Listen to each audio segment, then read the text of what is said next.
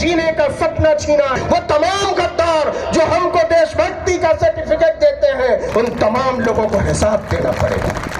और इस देश के हुक्मरानों को सबसे ज्यादा डर लगता है पढ़ने वाले लोगों से, लिखने वाले लोगों से, सोचने वाले लोगों से, बात करने वाले लोगों से। और इसीलिए इस देश के पढ़ने वाले लोगों को, इस देश के लिखने वाले लोगों को, इस देश के सोचने वाले लोगों को जेलों में डालने की तैयारी है, क्योंकि आपको पता है कि यह सोच एक दिन आपकी सत्ता को उखाड़ कर फेंक देगी। इसलिए आप हर बात करने वाले आदमी को जेल में डाल देना चाहते हैं। फिर कोई गजल का प्रोग्राम था, फिर फाटक बंद करना पड़ा। और मुझे लगा कि इस देश में स्थिति बड़ी अच्छी है, लोग प्रतिरोध के लिए जमा होने लगे हैं, अपनी बात कहने लगे हैं। लेकिन जब मैं बाहर देखता हूँ, लोगों से मिलता हूँ, बातें करता हूँ, तो समझ में ये आता है कि जो लोग प्रतिरोध के नाम पर इकट्ठे होते नजर आते हैं, दरअसल वो प्रतिरोध के लिए जमा नहीं होते, प्रतिरोध का नाटक करने के लिए जमा होते हैं।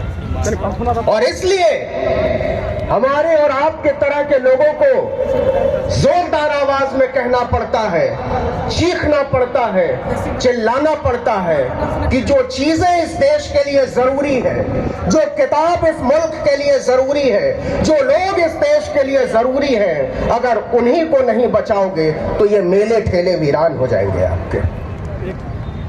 इसलिए हमको एक तमाशबीनों के देश में तब्दील होने से बचना चाहिए। हम सोचने समझने वाले लोग हैं, हम बात करने वाले लोग हैं, हम किताबें लिखने वाले लोग हैं, हम किताबें पढ़ने वाले लोग हैं। और इस देश के हुक्मरानों को सबसे ज्यादा डर लगता है पढ़ने वाले लोगों से, लिखने वाले लोगों से, सोचने वाले लोगों से, बात करने वाले लोगों से। और इसीलिए इस देश के पढ़ने वाले लोगों को, इस देश के लिखने वाले लोगों को, इस देश के सोचने वाले लोगों को जेलों में डालने की तैयारी। क्या कोई गुंडा लफंगा जेल में डाल रहा है? क्या कोई ऐसा आदमी जेल जा रहा है जिससे इस मुल्क के चैनो अमन को खतरा है? नहीं साहब, इस देश में जेल में डाले जा रहे कौन लोग? विश्वविद्यालयों में पढ़ाने वाले लोग, विश्वविद्यालयों में पढ़ने वाले लोग, किताबें लिखने वाले लोग, भाषण देने वाले लोग, विचार करने वाले लोग। क्योंकि आपको पता है कि यह सोच एक दिन आपकी सत्ता को उखाड़ कर फेंक देगी। इसलिए आप हर बात करने वाले आदमी को जेल में डाल देना चाहते हैं। लेकिन अगर आप सोचते हैं या आप हमारी तरह के लोगों को, इधर बैठे लोगों के तरह के लोगों को, आपकी तरह के लोगों को जेलों में डाल देंगे, जेलों को भर देंगे, तो बातचीत करने वाले लोग खत्म हो जाएंगे, किताबें पढ़ने, लिखने, बोलने, भाषण देने वाले लोग खत्म हो जाएंगे। ये होने वाला नहीं, ये होने वाला नहीं है। आप उम्र तय कीजिए अपनी सत्ता की, आप उम्र तय करिए अपनी नाफरमानियों की, और आप सोचिए कि आने वाले दिनों में इस देश के छात्र, इस देश के नौजवान, इस देश के शिक्षक, इस देश के किसान, इस देश के अल्पसंख्यक, इस देश का पसमानदा, इस देश की औरतें, इस देश के दबे कुचले लोग जब एक साथ खड़े होंगे तो आपकी हालत क्या होगी? आप टेलीविजन चैनलों की बात करते हैं, मैं हमेशा यह बात करता हूं, और यह बात मुझे लगता है कि मैं तब तक करता रहूंगा जब तक कि स्थितियां बेहतर नहीं होती। ये कैमरे किसके कैमरे हैं? ये लोग कौन लोग हैं? इनको यहां क्यों आना पड़ा है? ये लोग क्यों खड़े हैं? ये यहां से जाकर क्या करने वाले हैं? ये इसलिए आए हैं क्योंकि इस देश के मीडिया घराने हमारी और आपकी बात कहने को राजी नहीं है। इस देश के टेलीविजन चैनल, इस देश के अखबार हमारी बातचीत करने को राजी नहीं है। तो इस देश के टेलीविजन चैनल हमारी बातचीत करने को राजी क्यों नहीं है? इस देश के अखबार यहां बैठे लोगों की बातें रखने को राजी क्यों नहीं है? इस पर बात तो करनी पड़ेगी, बात करनी पड़ेगी। चेहरा छुपाने से काम नहीं चलेगा, चेहरा बचाने से भी काम नहीं चलेगा। आप गौर कीजिए, पिछले 15-20 सालों में इस मुल्क में जो टेलीविजन चैनल खुले, वो कौन से टेलीविजन चैनल खुले? सबसे क्रांतिकारी टेलीविजन पंडित प्रणय रॉय ने खोला। हाँ, उससे ज्यादा क्रांतिकारी चैनल पंडित रजत शर्मा ने खोला और क्रांतिकारी चैनल पंडित राजीव शुक्ला ने शुरू किया, पंडित अवीक सरकार ने शुरू किया। और ये भाई जब उन्होंने अपने लिए चीजें खड़ी की हैं, अपने लिए मीडिया घराने बनाए हैं, अपने लिए अखबार बनाए हैं, अपने लिए मीडिया हाउस खड़े किए, तो आपको शिकायत क्यों है कि आपकी बातें नहीं की जा रही? आप क्यों शिकायत करते हो? ये वही बात हो गई कि पड़ोसी के घर में खाना पका और आप शिकायत करने पहुंच गए, आप हमको खाना क्यों नहीं खिला रहे हो? खुशबू तो बड़ी अच्छी आती है। ये होशियारी, ये मक्कारी चलने वाली नहीं है। आज आप संविधान बचाने की बात कर रहे हो, जहां तक ये आवाज पहुंचनी चाहिए थी वहां तक ये आवाज पहुंच रही है क्या? क्या वजह है कि यहाँ लोग नहीं आए? क्या वजह है कि हमारी बातें उतने लोगों तक नहीं पहुंचती जितने लोगों तक वाकई पहुंचनी चाहिए? मैं ये मानने को राजी नहीं हूं कि इस देश में संविधान के तरफदार कम है। मैं ये मानने को राजी नहीं हूं कि इस देश में लोकतंत्र के तरफदार कम है। मैं ये मानने को राजी नहीं हूं कि इस देश में चैन अमन के तरफदार कम है, भाईचारे एक जेहती के तरफदार कम है। चूके हुई है और चूके हमारे लोगों से हुई है, और वो चूके इसलिए हुई है कि आप अपनी राजनीति में जब आगे बढ़े तो आप भूल गए कि आप करने क्या चले थे। आप भूलते चले गए कि जो चीजें लड़ाई को आगे बढ़ाने के लिए जरूरी थी वो आपने बेच दिया। आपने मीडिया घराने इसलिए नहीं खड़े किए क्योंकि आपको पता था आपको वहां सरेंडर करना है। आपने होशियारी के साथ इस देश में अखबार नहीं खड़े किए, आपने होशियारी के साथ संस्थान नहीं खड़े, आपने होशियारी के साथ इस देश में अपने पत्रकार नहीं बनाए, और बनाए तो उनको चिन्हित नहीं। ये सोचने की जरूरत है। आगे अब सोशल मीडिया पर आते हैं कि सोशल मीडिया एक ताकत के तौर पर उभरा। आज आप कहते हैं नेशनल दस्तक, आज आप कहते हो आर्टिकल 19, लक्ष्मण यादव यहां बैठे हुए, रतन लाल सामने बैठे हुए। अरे भाई, हम 5 लाख 10 लाख 20 लाख लोगों के लिए मारामारी करते हैं, आप बहुजन राजनीति की बात कर रहे हैं, वैचारिकी की बात कर रहे हैं। अगर वाकई इस देश में संविधान बचाने के लिए लोग बहुत जागरूक हो चुके हैं, अगर लोकतंत्र बचाने के लिए लोग जागरूक हो चुके हैं, तो सबसे बड़ा बहुजन प्लेटफॉर्म 50 लाख सब्सक्राइबर्स का क्यों है, जबकि इस देश में बहुजनों की आबादी 100 करोड़ है। और इस देश के सबसे बड़े मीडिया घरानों के लिए जो अनिवार्यता इस देश के बहुजनों के खिलाफ है, जो इस देश के किसानों के खिलाफ है, जो इस देश के नौजवानों के खिलाफ है, उन्हें करोड़ों करोड़ों लोग सब्सक्राइब करके दें। और मैं गारंटी देता हूं कि हमारे और आपके बीच के लोग उसको सब्सक्राइब करके देखते हैं। क्यों देखते हैं? इसलिए देखते हैं कि आपके माइंड को पढ़ने का, आपके दिमाग को गढ़ने का और आपकी पूरी वैचारिकी को बनाने का जो अभियान चलाया जाता है, और वो अभियान जहां से चलाया जाता है, वो लोग वही लोग हैं जो हमको और आपको खत्म कर देना चाहते हैं। ये लड़ाई छोटी नहीं है। संविधान की बात उठी है, लोकतंत्र की बात उठी है, बात उठी है जातीय जनगणना की, तो सोचना पड़ेगा कि अगर हम लड़ने चले हैं, अगर हम भिड़ने चले हैं, अगर हम बदलने चले हैं, तो हमारे हथियार क्या होने चाहिए?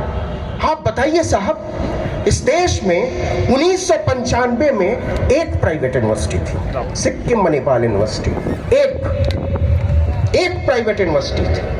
आज इस देश में लगभग 450 प्राइवेट यूनिवर्सिटी है। आप सोचो कि 27 साल में 450% का इजाफा है। ये लोग कौन चलाते हैं? वहां कौन लोग पढ़ते हैं? वहां क्यों पढ़ते हैं? कहां से आते हैं वो लोग? इस पर भी बात करने की जरूरत है। यहाँ के सरकारी यूनिवर्सिटीज को कमजोर किया जा रहा है, पब्लिक फंडेड कॉलेजेस को कमजोर किया जा रहा है, सेल्फ स्पॉन्सर्ड सीट बढ़ाने का दबाव डाला जा रहा है। लक्ष्मण बैठे हुए हैं तो आएंगे और बताएंगे कि न्यू एजुकेशन पॉलिसी के नाम पर क्या तमाशा चलाया जा रहा है। फीसें बढ़ाई जा रही हैं। इलाहाबाद यूनिवर्सिटी में छात्रों की पीठ तोड़ डाली गई क्योंकि आपने अचानक से 400% फीस बढ़ा दी थी।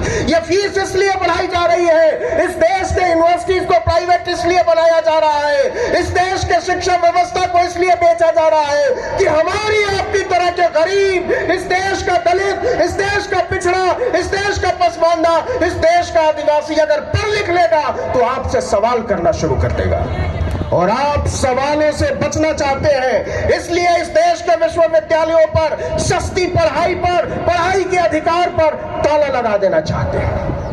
अगर हम और आप वाकई इस देश के संविधान को बचाने के लिए गंभीर हैं, इस देश के लोकतंत्र को बचाने के लिए जरूर गंभीर हैं, कौमी एकजहती को बचाने के लिए गंभीर हैं, तो इस देश के सारे प्राइवेट यूनिवर्सिटीज के फाटक तोड़ दिए जाने चाहिए, उनको खोल दिया जाना चाहिए।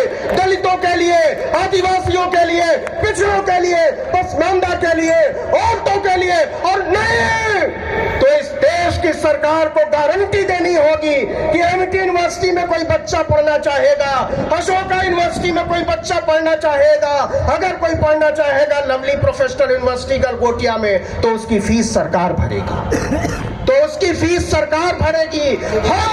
हमारी तरह के लोग आपकी तरफ से यह ऐलान कर रहे हैं कि साहब हमारी औकात नहीं है अशोका यूनिवर्सिटी में पढ़ने की, साहब हमारी औकात नहीं है एमटी यूनिवर्सिटी में पढ़ने की, हमारी औकात नहीं है इस देश के आला तरीन प्राइवेट यूनिवर्सिटी में पढ़ने की। लेकिन अगर आप वाकई बराबरी की लड़ाई पर हो, अगर इस देश को चलाने वाले वाकई ये गारंटी देते हैं और ये कहते हैं डंके की चोट पर कि वो सामाजिक न्याय के पक्ष में है, तो शिक्षा के अन्याय के साथ ये सामाजिक न्याय का ढोंग नहीं चल सकता। लेकिन क्या हमारे नेता, क्या हमारे चुने हुए नुमाइंदे ये कहने को तैयार हैं कि इस देश के विश्वविद्यालयों में, इस देश के प्राइवेट विश्वविद्यालयों में, इस देश के दलितों, पिछड़ों, आदिवासियों, पसमानदा के एडमिशन की, नौकरी की गारंटी देनी होगी? नहीं है तैयार। क्या आप जानते हैं कि इस देश के आईआईटी में, एम्स में, आईआईएम में कोई पीएचडी नहीं करने देता आदिवासियों को, दलितों को, पिछड़ों को? क्यों पीएचडी नहीं करने देता? इसलिए नहीं करने देते कि वहां पढ़ाने वाले लोग नहीं है इस तबके के। और आप कहते हो कि हमको ईडब्ल्यूएस करना है, हम आर्थिक आरक्षण की बात करेंगे। इस देश की सबसे ऊंची अदालत में बैठने वाला एक जज खुलेआम कहता है कि जातीय आरक्षण को खत्म करने का समय आ गया है, और हम और आप खामोशी से सुनते हैं। जाकर दिल्ली के ध्यानचंद स्टेडियम में गाने सुनते हैं, मस्त नाचते हैं, सेल्फियां खींचते हैं, और आकर सोचते हैं कि कॉमरेड क्रांति हो रही है। ये क्रांति हमारे और आपके नजरों के सामने धोखा है। बदलाव का जो ये ढोंग रचा जा रहा है, वो एक दिन हमारी आने वाली नस्लों को बर्बाद कर देगा। मैं आपसे इसलिए नहीं आया हूं कि हम अपने आप को बचा लें, मैं इसलिए आया हूं कहने के लिए कि हम अपनी आने वाली नस्लों को बचा लें, हम वो बचा लें जो हमको बाबा साहब ने दिया था। और यकीन मानिए कि जो हमको बाबा साहब ने दिया था उससे कम कम कम हमारे पुरखों ने हमको सौंपा है। हमको रिक्लेम करना होगा, हमको चीजों को वापस हासिल करना होगा, हमको छीनना होगा, क्योंकि मांगने से बात बन नहीं रही है। हमको यहाँ से, ऐसे समारोहों से और ऐसे तमाम आयोजनों से ये बात, ये संदेश भेजना होगा अपनी आने वाली नस्लों के कि जो चीजें हमको हमारे पुरखों से मिली है, हमको हमारे विरसे में मिली है, उससे ज्यादा, उससे बहुत ज्यादा हम अपने आने वाली नस्लों को सौंप के जाएंगे। ये बात सिर्फ राजनीति की नहीं है मेरे दोस्त, ये बात सिर्फ वैचारिकी की नहीं है, ये बात सिर्फ हक व हुकूक की नहीं है, ये बात हमारी भावनाओं की है, ये बात प्यार की है, ये बात सम्मान की है, ये बात इज्जत की है, ये बात हमारे और आपके सपनों की है, जिसको नीलाम करने के लिए हमारे और आपके सपनों को मंडी में खड़ा कर दिया जाए। इस मुल्क को मंडी में तब्दील किया जा रहा है, इस मुल्क की रेलें नहीं बेची जा रही हैं, इस देश के दलितों, पिछड़ों, आदिवासियों के सपने बेचे जा रहे हैं, इस देश के हवाई अड्डे और हवाई जहाज नहीं बेचे गए, हमसे और आपसे हमारा हक छीना गया है, इस देश की सड़कें नहीं बेची गई हैं, हमसे और हमारा आपका हक छीना गया है। और अभी भी अगर हम और आप ये समझने को, सुनने को राजी नहीं है, तो देर पहले हो चुकी है और देर हो जाएगी। मैं ये बात पूरी ताकत से कहना चाहता हूं और बार बार कहना चाहता हूं कि पीछे देखना छोड़ना होगा। उन लोगों ने जो गलतियां की हैं, हमको उससे आगे बढ़ना होगा। ये बात डंके की चोट पर कहनी होगी कि त्रिशूल और बाबा साहब की लड़ाई एक साथ नहीं चल सकती। ये भ्रम है कि त्रिशूल लहराकर और पीछे मान्यवर की तस्वीर लगाकर, बाबा साहब की तस्वीर लगाकर आप भ्रम पैदा करना चाहते हैं कि हम किसी सामाजिक न्याय की लड़ाई लड़ रहे हैं। तो ऐसे लोगों से होशियार रहना रे मेरे भाई, वो लोग तुमको ठग रहे हैं। ठगों से, जालसाज लोगों से, जाली लोगों से, फरेबियों से सावधान रहना, नहीं तो वो लोग आपको बीच बाजार में खड़ा करके नीलाम कर देंगे। इस देश को मंडी केवल उन लोगों ने नहीं बनाया है जो लोग हम पर राज करना चाहते थे, जो लोग हमारी चेतना के लुटेरे थे। इस देश को मंडी उन लोगों ने भी बनाया है जिन लोगों ने हमारे साथ खड़े होकर हमारे सपनों को आगे ले जाने की गारंटी दी थी। और इसलिए ये बात बार बार कहने की जरूरत है, हर मंच पर कहने की जरूरत है, चीख चीख कर कहने की जरूरत है कि हम आप में से हर एक का चेहरा पहचानते हैं। हम पहचानते हैं आपके जूतों का तल्ला जिससे आपने हमारे सपनों को रौंदा है, और अब हम और इसके लिए तैयार नहीं हैं। बात लंबी हो गई है, बहुत सारे लोग बोलने वाले हैं, इसलिए मैं खत्म कर रहा हूं अपनी बात को केवल इतना कह के कि आने वाले दिनों में ये लड़ाई और बड़ी होगी। आने वाले दिनों में हमको और आपको ज्यादा ऊंची आवाज में बात करने की जरूरत पड़ेगी। आने वाले दिनों में हमको और आपको सड़कों पर निकलने की जरूरत पड़ेगी। आने वाले दिनों में हमको और आपको जेल जाने की जरूरत पड़ेगी, लाठियां खाने की जरूरत पड़ेगी, और जरूरत पड़ी तो मरने की जरूरत पड़ेगी। क्या आप इसके लिए तैयार हैं? और अगर आप इसके लिए तैयार हैं तो यकीन मानिए कि इस देश से संविधान का राज कभी खत्म नहीं होगा। यकीन मानिए इस देश से लोकतंत्र कभी खत्म नहीं होगा। यकीन मानिए वो तमाम लोग इसी मुल्क की जेलों में बंद किए जाएंगे जिन्होंने हमसे और आपसे हमारे जीने का सपना छीना है, जिन्होंने हमसे और आपके सपनों को नीलाम किया है, जिन्होंने इस मुल्क के संविधान से गद्दारी की है, जिन्होंने आदमी के ईमान से गद्दारी की है। ऐसे तमाम गद्दार इस मुल्क के जेलों में बंद होंगे। वो तमाम गद्दार जो हमको देशभक्ति का सर्टिफिकेट देते हैं, उन तमाम लोगों को हिसाब देना पड़ेगा।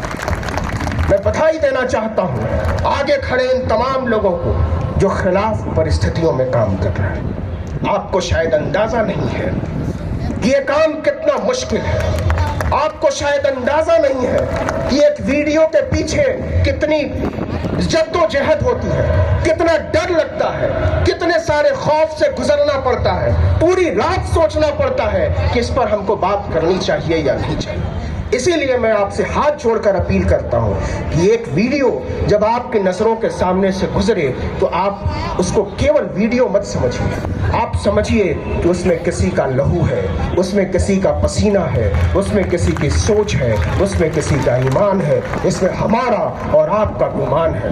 आखिर में मैं केवल इतना कहना चाहता हूं कि हमने हवाओं के हाथ से आपकी तरह के लोगों को मोहब्बतों के, बंधुत्व के, भाईचारे के, समानता के खतूत भेजे हैं। ये सारे खतूत एक दिन पंछियों में तब्दील हो जाएंगे और हमारे आपके सपनों की तरफ फड़फड़ाएंगे और चिल्लाएंगे, बाबा साहब की जय, संविधान की जय, लोकतंत्र की जय, इनकलाब जिंदाबाद।